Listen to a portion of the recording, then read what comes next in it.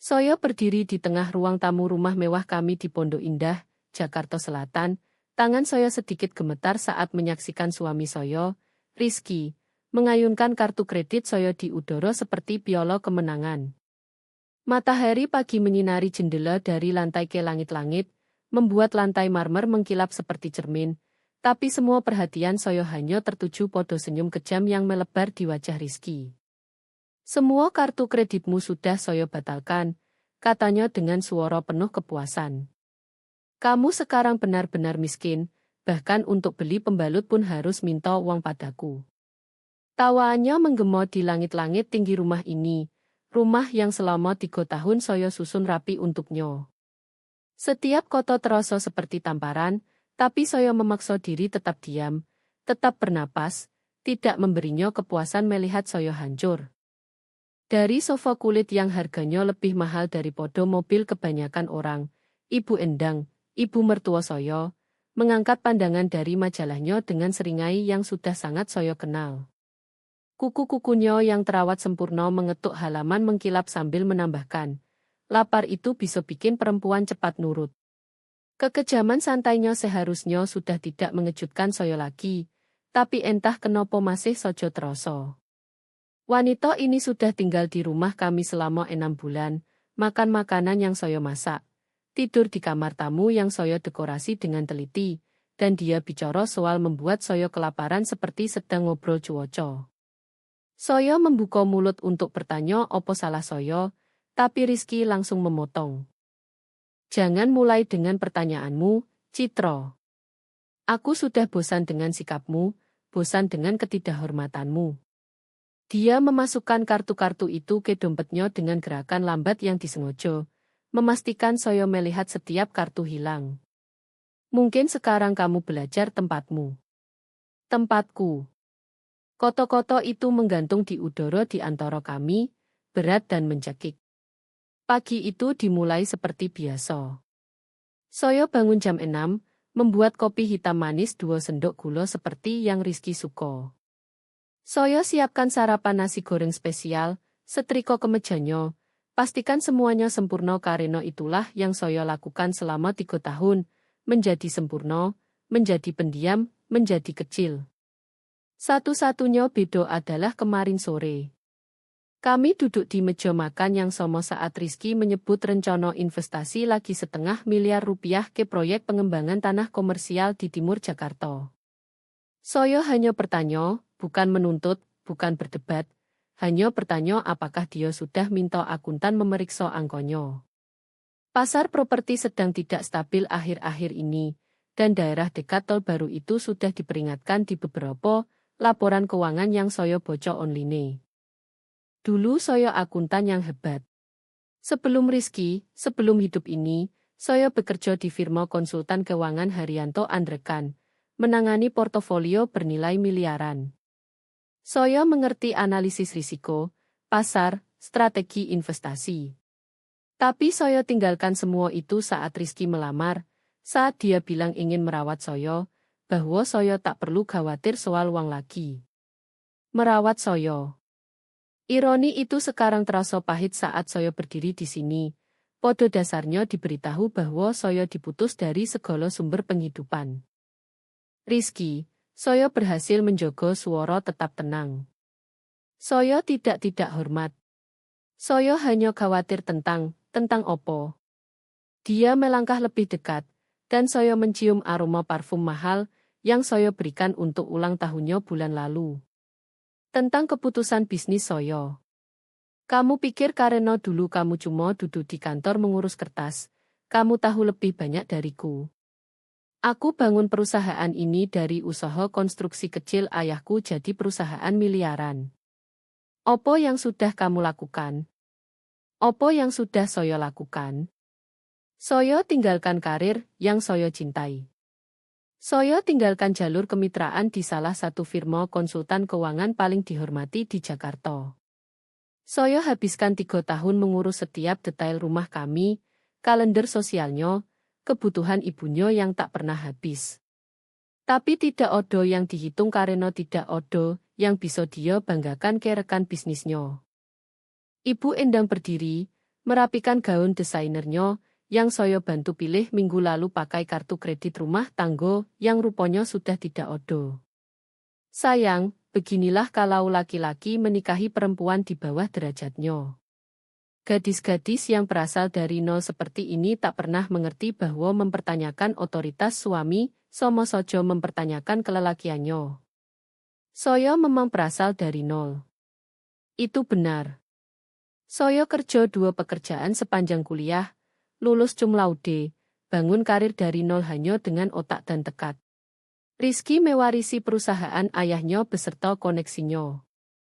Tapi entah kenapa dalam pikiran dia dan ibunya, kesuksesan saya yang dibangun sendiri lebih rendah daripada hak istimewa warisan dia. Saya butuh akses uang untuk belanja bulanan, kata saya, benci mendengar suara saya yang terdengar kecil. Untuk kebutuhan rumah tangga. Seharusnya kamu pikirkan itu sebelum membuka mulut kemarin.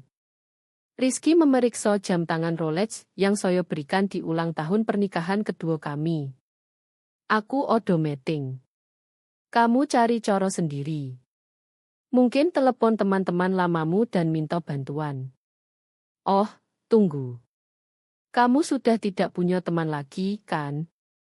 Kamu tinggalkan semua itu demi jadi istriku. Koto-koto itu dirancang untuk menyakitkan, dan memang berhasil. Saat saya tinggalkan pekerjaan, saya perlahan kehilangan kontak dengan rekan kerja. Saat Rizky mengeluh teman kuliah saya terlalu berisik atau terlalu punya pendapat, saya berhenti mengundang mereka. Saat Ibu Endang pindah dan mengambil alih ruang, rutinitas, hidup saya semakin menarik diri. Dia benar. Saya menjadi terisolasi, dan saya biarkan itu terjadi. Ibu Endang mengambil tasnya, bersiap pergi untuk belanja harian yang tentu saja dibiayai kartu Rizky. Tentu saja, istri yang tak bisa mendukung keputusan suaminya tak pantas dapat dukungan. Sangat sederhana, bukan? Saya memandang mereka berdua. 2 orang yang seharusnya keluarga saya, dan saya merasakan sesuatu bergeser di dalam diri. Bukan hancur. Saya sudah membengkok begitu lama sehingga hancur rasanya mustahil, tapi bergeser seperti pintu yang sudah lama saya lupakan tiba-tiba ingat engselnya odo. Telepon Rizky berdering, suara tajam memotong ketegangan ruangan. Dia melirik layar dan alisnya berkerut sedikit. Bank Mandiri, gumamnya, lalu memandang saya dengan curiga. Kamu coba pakai salah satu kartu. Karena semuanya sudah dibatalkan, Citra. Benar-benar dibatalkan. Saya diam saja. Saya belum menyentuh kartu kredit berjam-jam. Saya hampir tak bergerak dari tempat ini sejak dia mulai pertunjukannya. Dia menjawab telepon dengan suara bisnisnya, suara yang biasa dipakai untuk mengesankan klien. Rizky Santoso di sini. Saya memandang wajahnya saat dia mendengarkan orang di seberang. Saya melihat kebingungan melintas di wajahnya, lalu ketidakpercayaan, lalu sesuatu yang hampir mirip ketakutan. Maaf, bisa diulang. Suaranya kehilangan kepercayaan diri. Pasti odo kesalahan. Ibu Endang membeku setengah jalan ke pintu.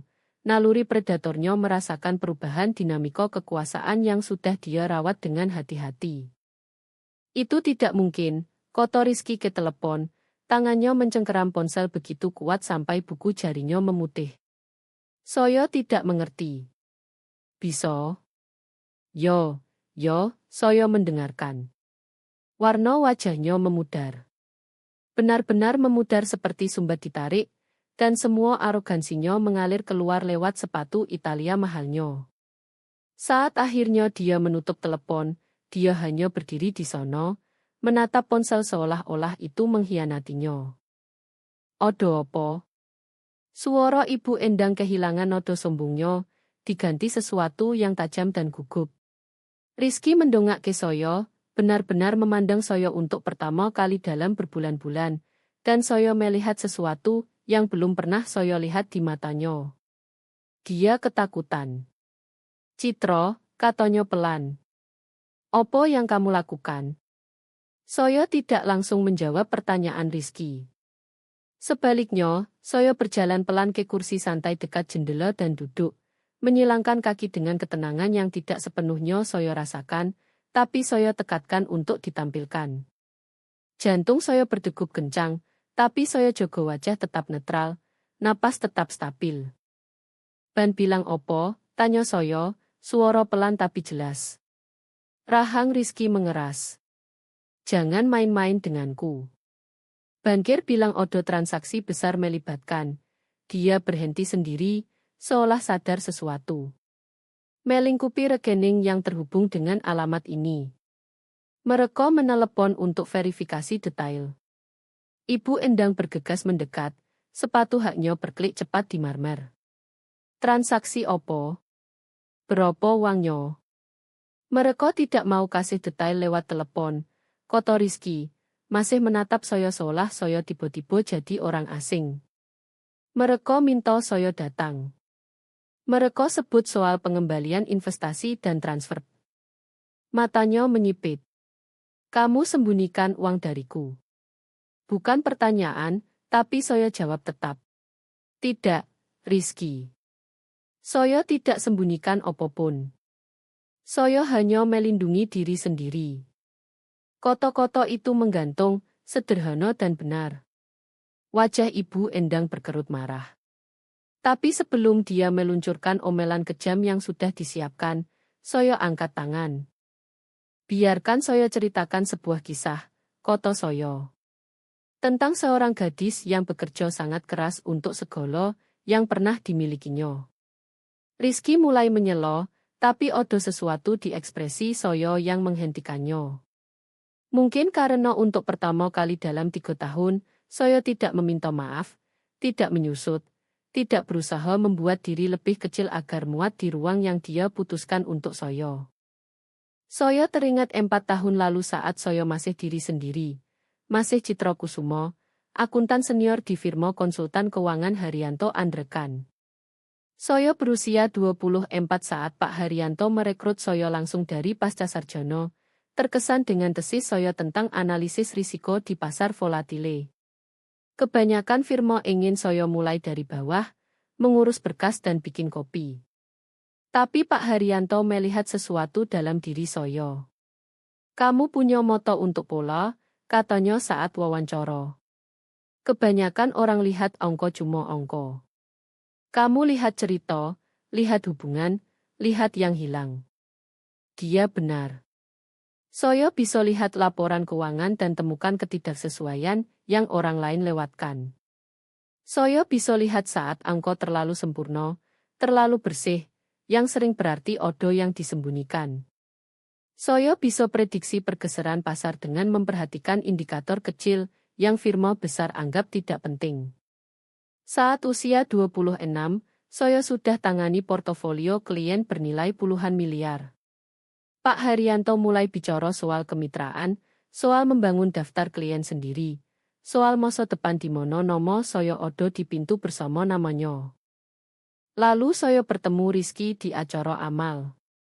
Dia menawan malam itu, perhatian, tertarik dengan pekerjaan saya.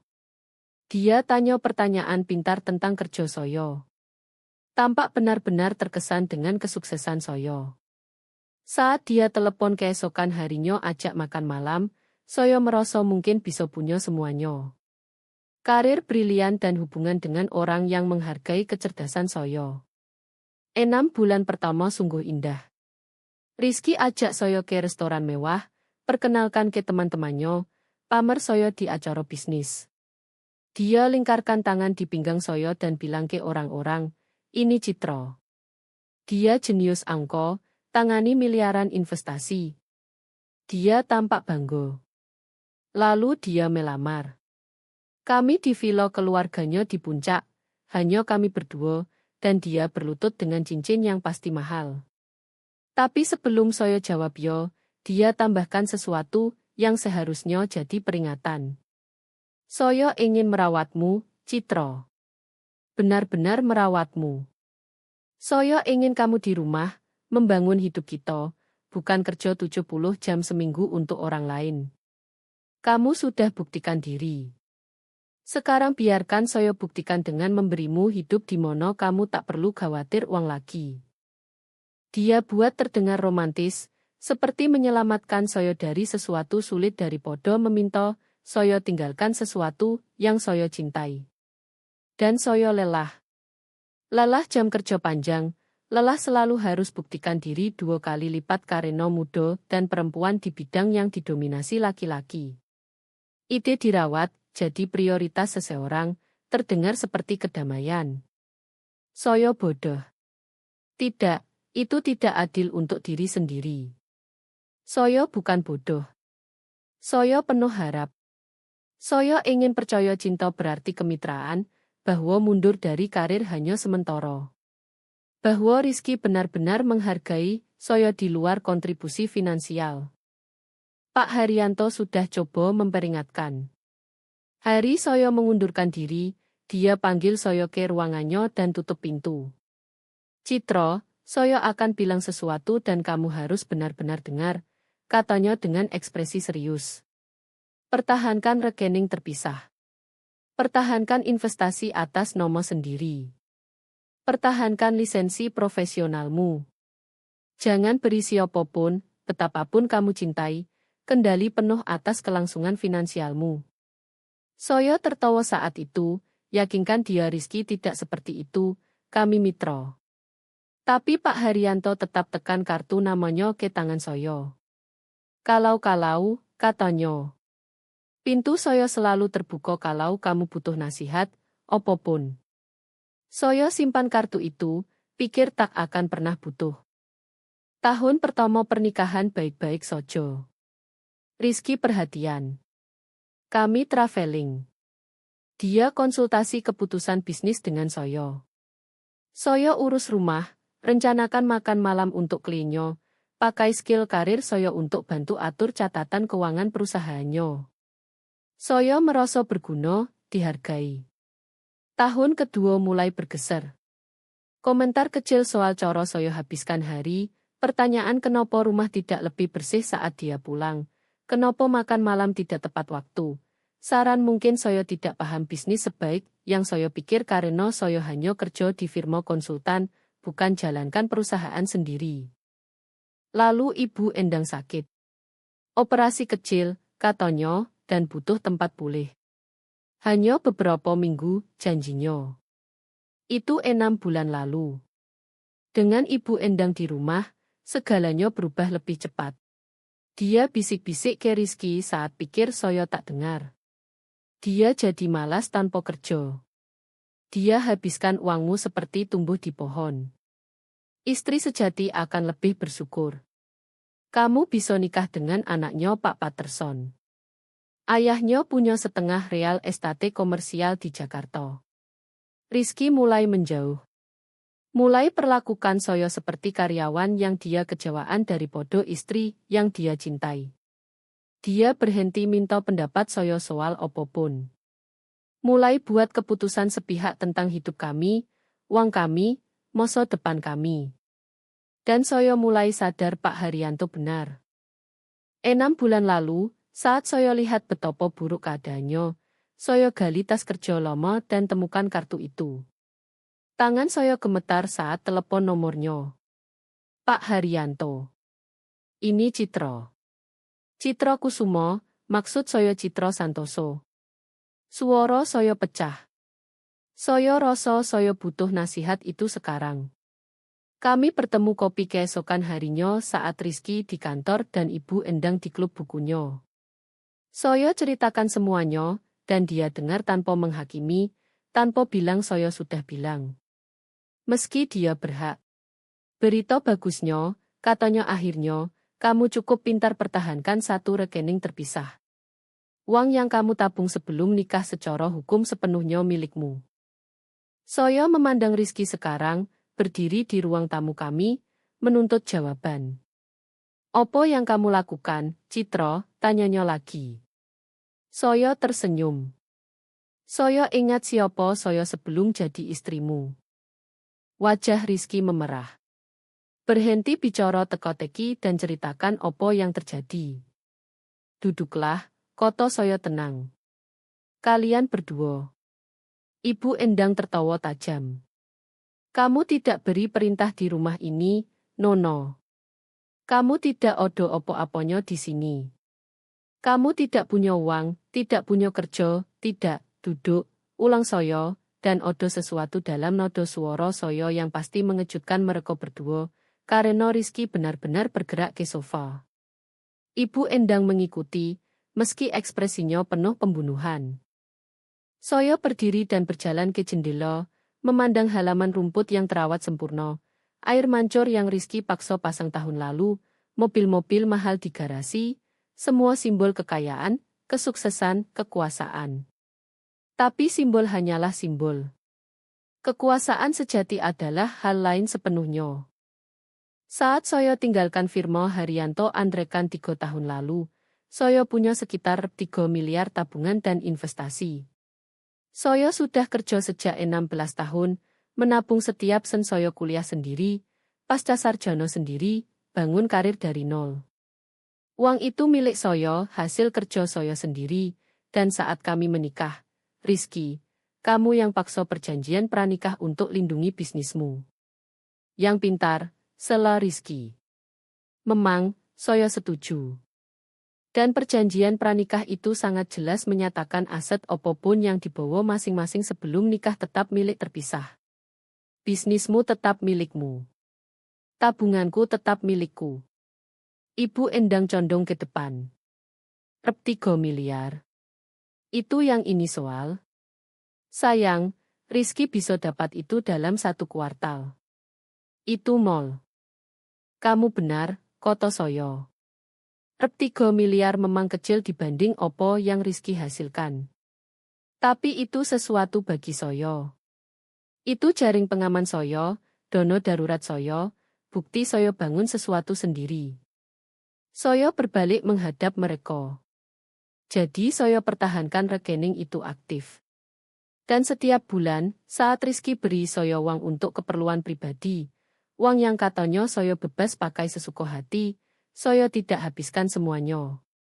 Soyo tabung sedikit demi sedikit. Rep 50 juta di sini, rep 100 juta di sono. Selama 3 tahun, soyo tambah sekitar rep 200 juta lagi. Rizky melambaikan tangan tak acuh. Jadi kamu punya rep 3,2 miliar. Itu masih nol. Itu tidak jelaskan kenapa ban telepon soal transaksi besar. Soyo akan sampai ke sono, koto soyo. 6 bulan lalu, saat ibumu pindah dan keadaan mulai berubah di antara kita, soyo khawatir. Soyo mulai perhatikan lebih dekat kesepakatan bisnismu, bocor laporan keuangan yang kamu tinggalkan sembarangan, dengar saat kamu telepon dengan mitra. Kamu moto-matai soyo, suara Rizky naik. Soyo melindungi diri, soyo koreksi. Dan suatu hari soyo dengar kamu ditelepon bicara soal peluang investasi baru, proyek pengembangan tanah komersial Riverside di Bekasi Timur dekat rencana ekstensi tol baru. Kamu excited, bilang nilainya akan naik 3 kali lipat begitu tol disetujui. Soyo lihat pengenalan muncul di wajah Rizky. Soyo lakukan riset, lanjut soyo. Soyo lihat rencana, laporan zonasi, studi lalu lintas, dan sadar kamu benar. Itu investasi bagus, jenis peluang yang dulu soyo sarankan ke klien. Ibu Endang menyipitkan moto. Opo yang kamu lakukan? Soyo telepon Pak Haryanto, mantan bos soyo. Soyo tanya apakah dia bisa bantu soyo paham cara investasi tanpa langsung atas nama soyo. Dia jelaskan soal perseroan terbatas, bagaimana seseorang bisa dirikan, pakai untuk investasi, jogo identitas tetap pribadi. Rizky berdiri tiba-tiba. Kamu tidak, soyo lakukan, koto soyo sederhana. Pak Haryanto bantu soyo dirikan Kusumo Investama. Kusumo nomo gadis soyo, jadi sah. Soyo pakai tabungan soyo, aset terpisah sebelum nikah, dan investasi ke proyek Riverside. Soyo masuk 2 bulan sebelum kamu, Rizky, saat harga per hektar masih lebih rendah. Soyo amankan 30% saham dalam pengembangan itu. Keheningan ruangan sunyi. Itu tidak mungkin, kata Rizky akhirnya, tapi suaranya kurang keyakinan. Proyek itu undangan sojo. Kamu tidak bisa begitu sojo, Pak Haryanto masih punya koneksi, kata Soyo. Dia telepon beberapa orang. Jamin Kusumo sebagai investor serius dengan modal cair. Mereka senang ambil uang Soyo. Wajah Ibu Endang memucat. Berapa yang kita bicarakan? Proyeknya baru terjual, kata Soyo. Tol disetujui bulan lalu, dan developer retail besar beli seluruh properti. Semua investor untung. Saham 30% kamu, Rizky, hasilkan sekitar 12 miliar. Selamat. Dan kamu? Suaranya hampir bisik. Saham 30% Soyo, yang sebenarnya sedikit lebih besar karena Soyo masuk lebih awal, hasilkan lebih dari 30 miliar. Ban telepon karena transfer kawat baru masuk ke rekening Soyo pagi ini. Rizky ambruk kembali ke sofa seolah tali-talinya dipotong. Mulut Ibu Endang terbuka tutup, tapi tak ada suara. Rep 30 miliar, ulang Rizky. Kamu punya rep 30 miliar. Benar, Soyo konfirmasi. Di rekening yang hanya atas nama Soyo, didanai investasi yang Soyo buat dengan aset terpisah Soyo. Menurut perjanjian pranikah yang kamu paksa, itu sepenuhnya dan secara hukum milik Soyo. Ibu Endang menemukan suaranya, nyaring dan tajam. Itu uangnya. Kamu pakai informasi dari bisnisnya, koneksinya, bisnisnya. Soyo pakai informasi publik tentang pengembangan properti, Soyo potong. Informasi somo yang bisa diakses siapa saja. Soyo buat keputusan investasi sendiri dengan uang sendiri. Kalau odo, Rizky pakai informasi dari jaringan bisnisnya. Kita berdua lihat peluang dan ambil. Tangan Rizky gemetar. Ini kenapa kamu tidak marah kemarin saat Soyo pertanyakan investasi? Kamu sudah tahu akan untung karena kamu sudah di dalamnya. Yo, Soyo akui. Dan saat kamu marah karena Soyo hanya bertanya apakah akuntanmu sudah periksa angko saat kamu putuskan hukum Soyo dengan memotong semua akses uang, Soyo sadar sesuatu penting. Opo? Tanya Rizky. Bahwa kamu tidak pernah benar-benar ingin mitra, kata Soyo. Kamu ingin seseorang yang bisa kamu kendalikan, seseorang yang sepenuhnya bergantung padamu, yang tak pernah mempertanyakanmu, yang akan bersyukur atas sisa-sisa harga diri yang kamu izinkan. Ibu Endang berdiri, wajahnya berkerut marah. Kamu ular tak tahu terima kasih. Setelah semua yang keluarga ini lakukan untukmu, setelah kami sambut kamu ke rumah kami, Soyo berbalik menghadapnya langsung. Ibu Endang, kamu sudah tinggal di rumah Soyo 6 bulan di kamar tamu yang Soyo dekorasi, makan makanan yang Soyo masak, cucianmu dikerjakan pembantu yang Soyo sewa dan urus. Kamu sumbang persis nol kecuali racun di telinga anakmu. Berani-beraninya kamu bicara seperti itu padaku. Berani-beraninya kamu, balas Soyo, merasakan 3 tahun amarah terpendam akhirnya naik ke permukaan. Berani-beraninya kamu masuk rumah Soyo dan perlakukan Soyo seperti tak ada harganya. Berani-beraninya kamu bilang ke anakmu bahwa Soyo harus dilaparkan agar nurut. Berani-beraninya kamu sarankan lapar adalah cara tepat mengendalikan manusia lain. Rizky angkat tangan. Semua tenang dulu. Citra, ini uang kita. Harta bersama berarti setengahnya milikku juga. Tidak, kata Soyo tegas.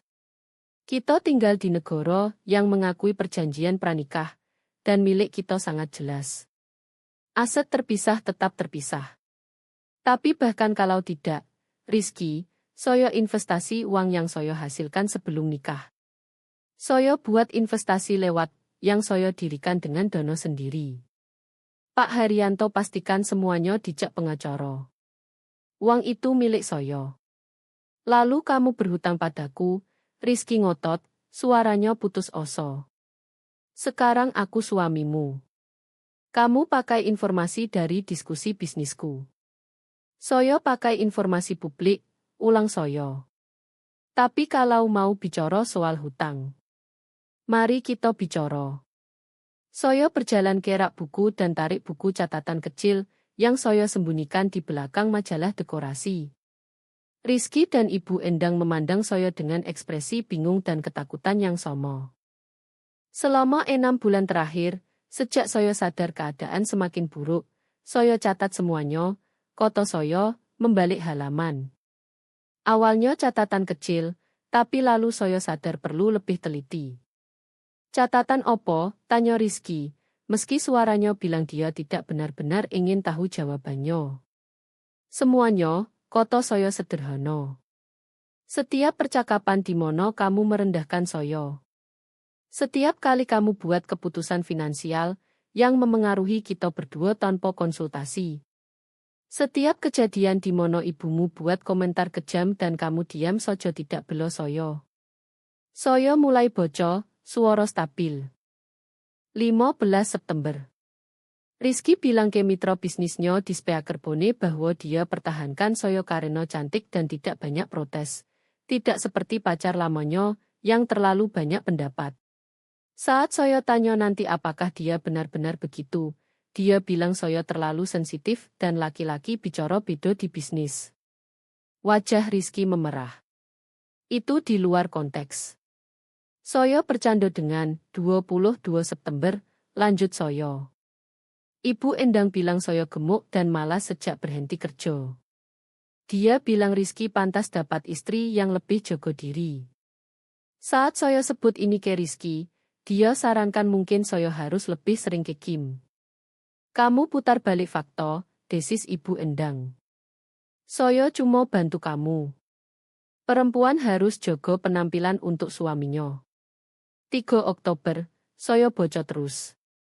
Rizky batalkan kelas keramik yang saya daftar tanpa tanya. Dia bilang buang-buang uang dan saya harus fokus hal lebih penting seperti dekor ulang kamar tamu. Saat saya bilang saya bayar kelas itu dengan uang saku pribadi, dia bilang uang saku saya dari dia. Jadi setiap rupiah yang saya habiskan adalah keputusannya. Buku catatan penuh entry seperti itu. 3 bulan dokumentasi teliti, setiap kejadian bertanggal dan terperinci. Wajah Rizky semakin gelap dengan setiap entry yang saya baca, tapi bukan karena malu, karena marah ketahuan. Kamu catat pernikahan kita seperti moto-moto, tuduhnya. Itu gila, Citra. Istri normal tidak begitu. Suami normal tidak ancam laparkan istrinya agar nurut, saya balas. Tapi saya punya lebih dari buku catatan ini. Saya tarik ponsel dan gulir screenshot.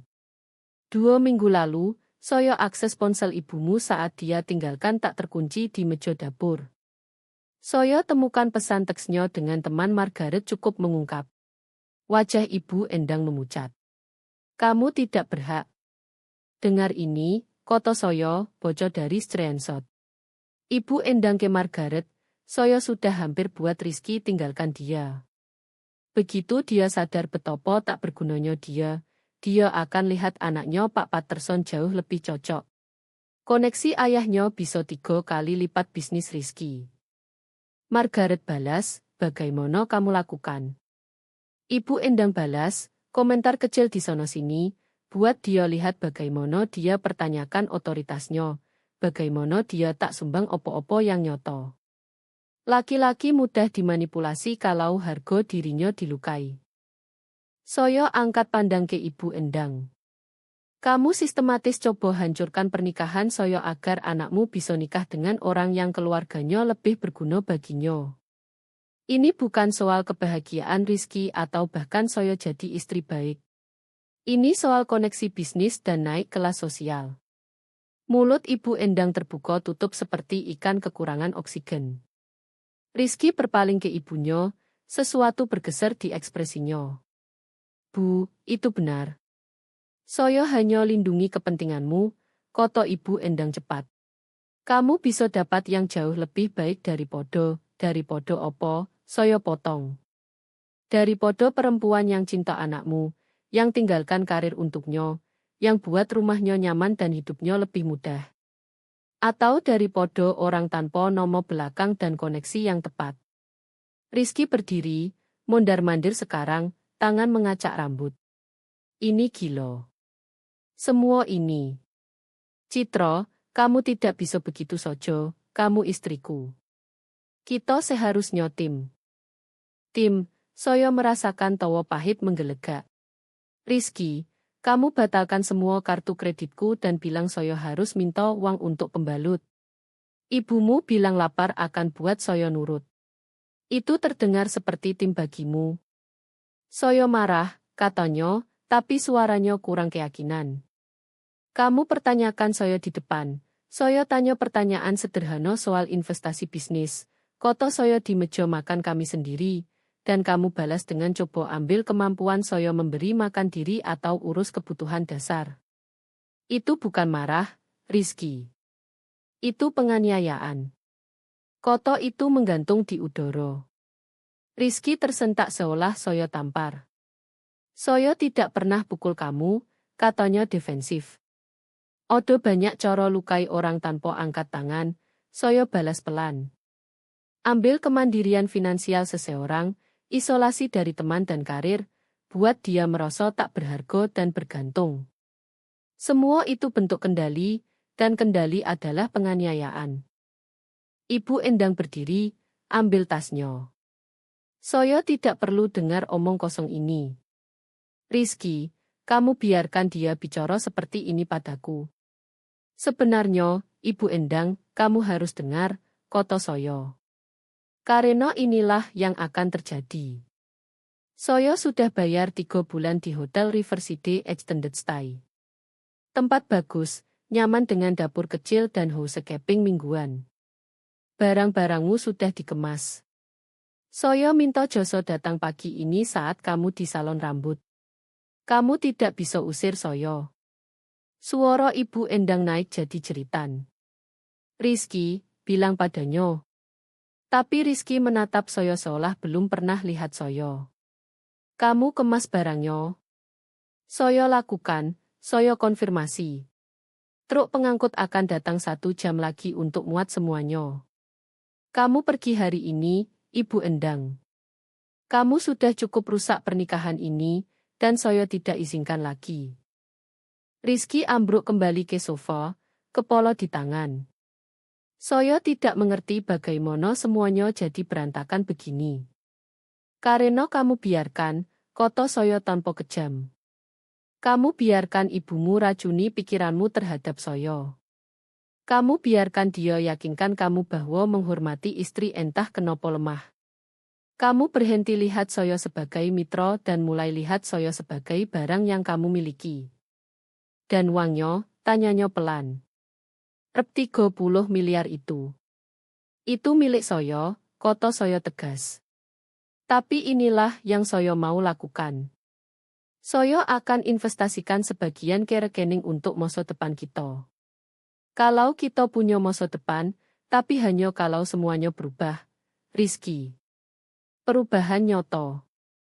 Bukan janji yang cuma bertahan seminggu. Perubahan seperti apa? Konseling, koto saya. Terapi pasangan sungguhan dengan spesialis penganiayaan finansial dan dinamika kendali. Ibumu keluar dan tetap keluar. Saya mulai lagi karir. Mungkin konsultan dari rumah dulu, tapi saya kembali kerja.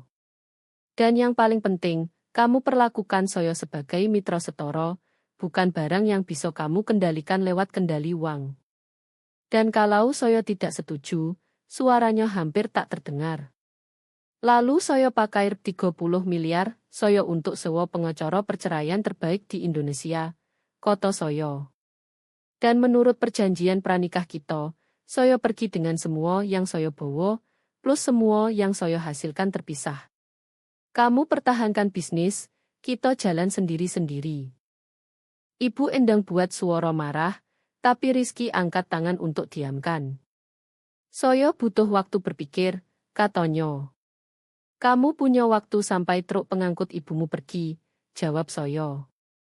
1 jam. Truk pengangkut datang tepat waktu. Saya memandang dari jendela ruang tamu saat dua pria berseragam mulai muat barang Ibu Endang. Koper mahalnya, koleksi bantal dekoratif, cermin antik yang dia paksa pasang di kamar tamu. Setiap barang yang keluar rumah terasa seperti beban diangkat dari bahu saya. Ibu Endang berdiri di foyer, wajahnya topeng amarah terkendali. Dia sudah coba berdebat 1 jam penuh, berganti antara ancaman dan air mata, tapi saya tetap teguh. Rizky mundur ke ruang kerjanya, dan saya dengar dia mondar-mandir, lantai kayu berderit tiap langkah berat. Kamu akan menyesal, kata Ibu Endang saat pengangkut ambil kotak terakhir. Dia akan sadar dan sadar siapa kamu sebenarnya, perempuan penggali emas yang manipulasi jalan ke uang yang bukan milikmu. Selamat tinggal, Ibu Endang, kata saya sederhana, buka pintu. Dia ambil tasnya dan keluar tanpa kata lagi, hak sepatunya berklik tajam di jalan batu. Saya memandang truk menjauh, diikuti mobilnya, lalu tutup pintu. Rumah jatuh ke keheningan dalam. Saya temukan Rizky di ruang kerjanya, duduk di meja dengan kertas tersebar di depannya, meski saya tahu dia tak bocor. Dia angkat pandang saat saya masuk, matanya merah dan lelah. Dia sudah pergi, kata saya. Dia angguk pelan. Saya dengar. Dia diam sebentar, lalu tanya, apakah saya benar-benar jadi orang seperti yang kamu gambarkan? Saya duduk di kursi seberang mejanya. Kursi yang dulu saya duduki saat kami bicara hariannya, saat dia masih hargai masukan saya. Tidak sekaligus, kata saya jujur. Itu bertahap, hal-hal kecil yang menumpuk seiring waktu. Kapan mulai, suaranya serak. Kapan saya berhenti perlakukan kamu sebagai mitra? Saya pikirkan dengan hati-hati. Mungkin sekitar saat kamu mulai percaya komentar ibumu. Dia bilang sesuatu kritis tentang saya. Dan bukannya bela saya, kamu pikir apakah dia mungkin benar? Lalu kamu cari bukti untuk konfirmasi apa yang dia sarankan. Itu disebut bias konfirmasi. Begitu kamu cari masalah, kamu akan temukan, bahkan kalau sebenarnya tidak ada. Rizky sandar di kursi. Saya pikir saya lindungi bisnis. Ayah saya bangun perusahaan dari nol. Dan saat dia meninggal, semua orang harap saya gagal. Saya begitu fokus buktikan mereka salah, buktikan sukses sampai dia berhenti. Sampai kamu butuh seseorang di bawahmu untuk buktikan kamu di atas mereka, saya selesaikan.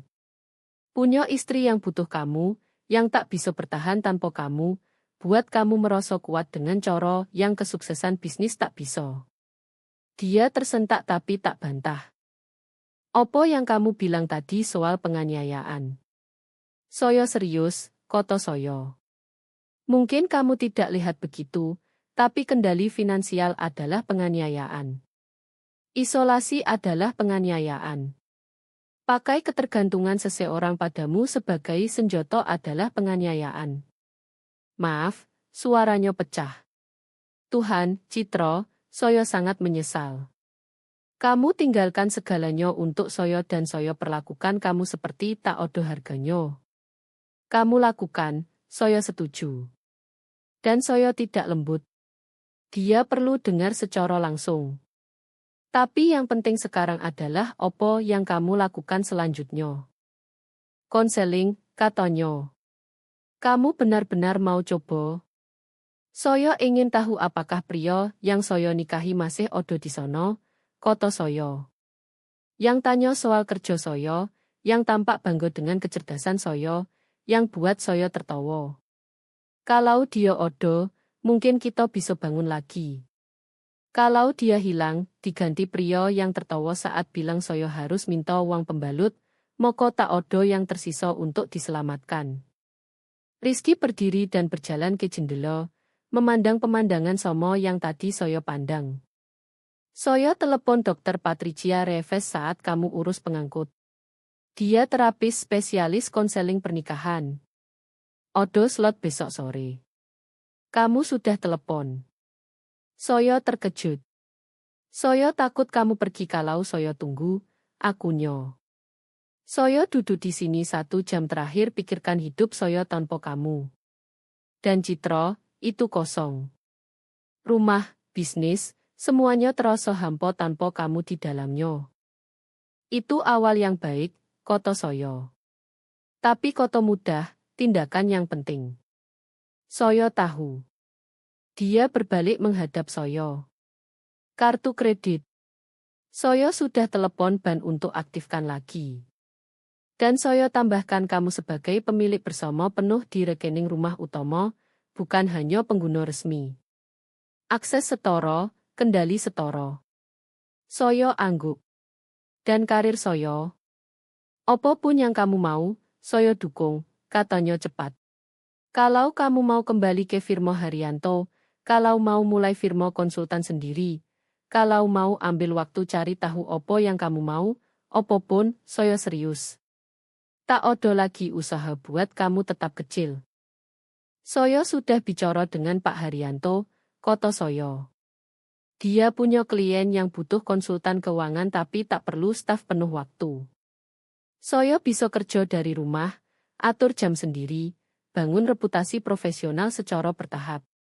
Rizky berhasil senyum kecil. Kamu sudah rencanakan semuanya. Saya harus, kata saya. Saya tak bisa biarkan diri bergantung pada keputusanmu. Saya perlu tahu saya akan baik-baik saja entah bagaimana. Dia berjalan mendekat dan berlutut di samping kursi saya, ambil tangan saya hati-hati seolah takut saya tarik. Saya tidak tahu apakah saya pantas kesempatan kedua, tapi kalau kamu mau beri, saya bersumpah akan habiskan setiap hari buktikan saya bisa jadi suami yang kamu pantas sejak awal. Saya pandang tangan kami yang saling genggam, tangannya yang lebih besar melingkupi tangan saya. 3 tahun lalu sentuhan ini buat saya merasa aman. Lalu buat saya merasa terperangkap. Sekarang saya tak yakin apa yang dirasakan, tapi saya mau cari tahu. 1 hari demi 1 hari, kata saya. Kita ke konseling. Kita kerja komunikasi. Kamu perlakukan saya sebagai mitra setara, dan saya janji bicara saat odo, yang mengganggu daripada biarkan dendam menumpuk. Kita berdua berubah atau ini tak akan berhasil. 1 hari demi 1 hari, dia setuju. Keesokan paginya, saya minum kopi dengan Pak Haryanto di kafe kecil di pusat kota.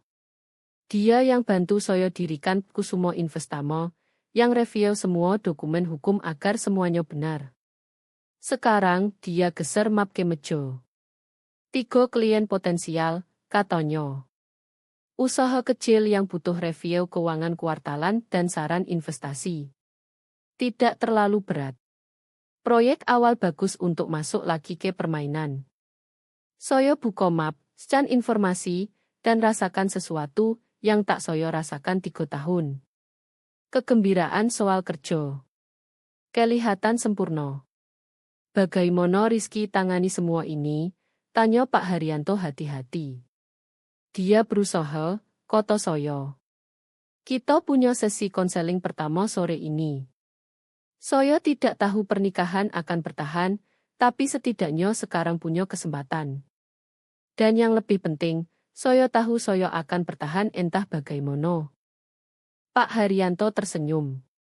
Ini Citra yang saya ingat, yang masuk kantor saya 7 tahun lalu dan bilang dia akan jadi akuntan terbaik yang pernah saya rekrut.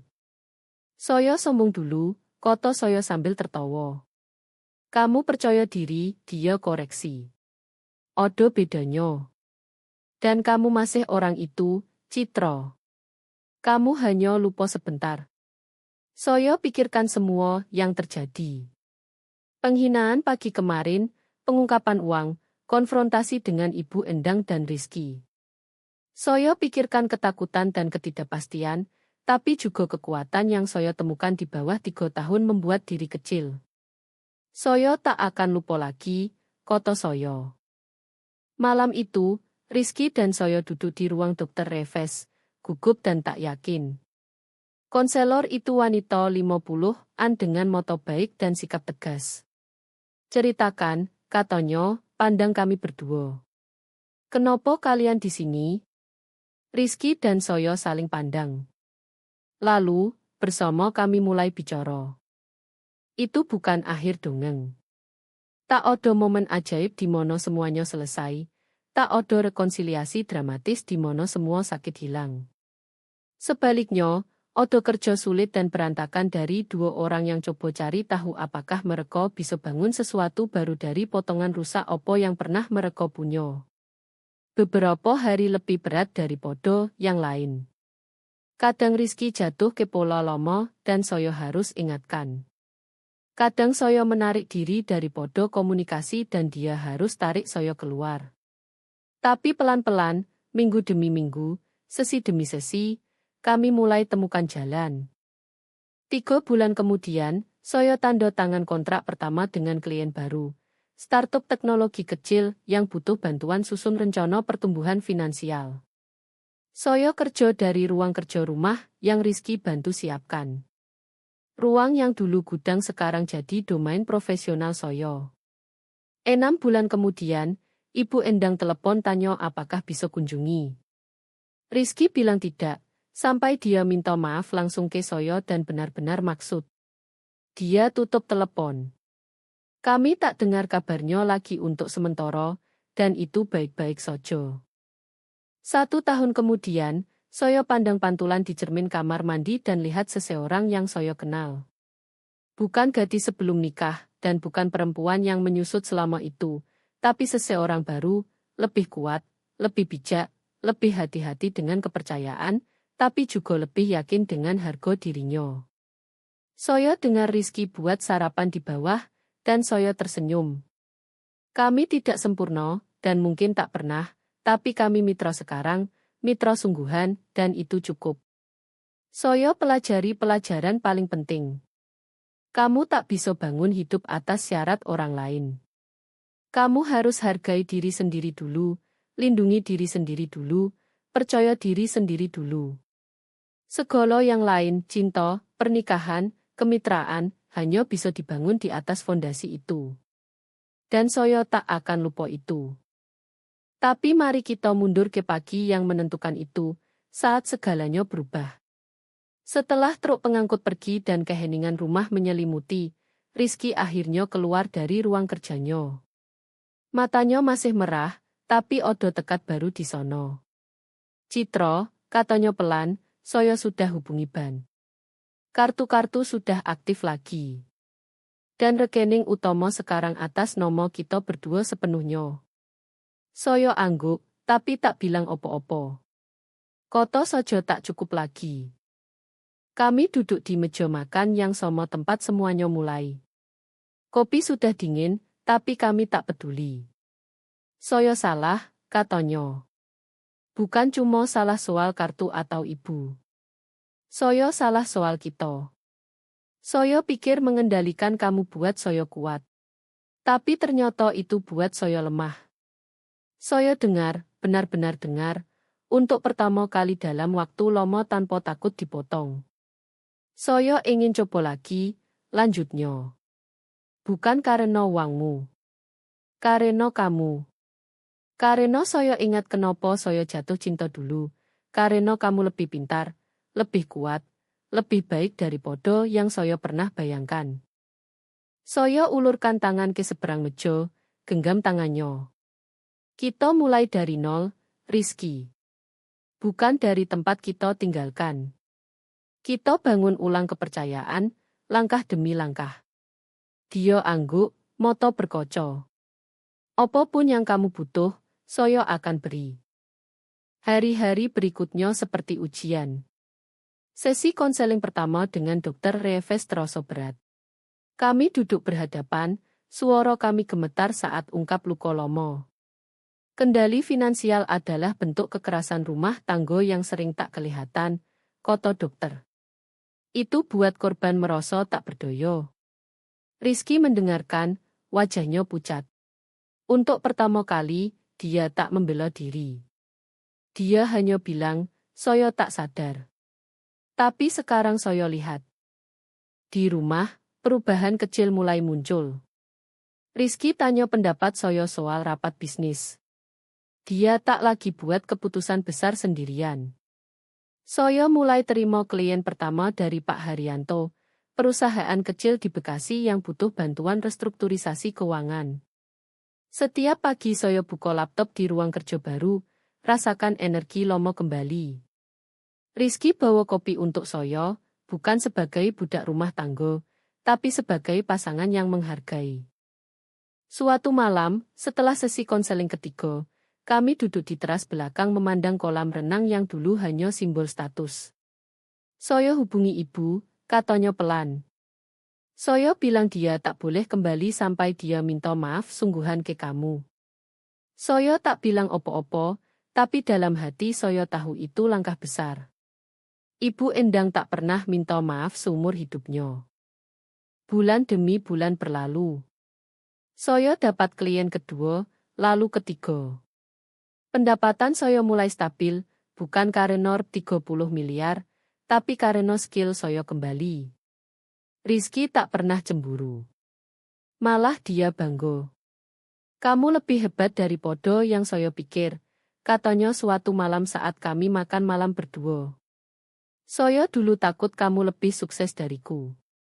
Sekarang Soyo sadar itu yang buat kamu spesial.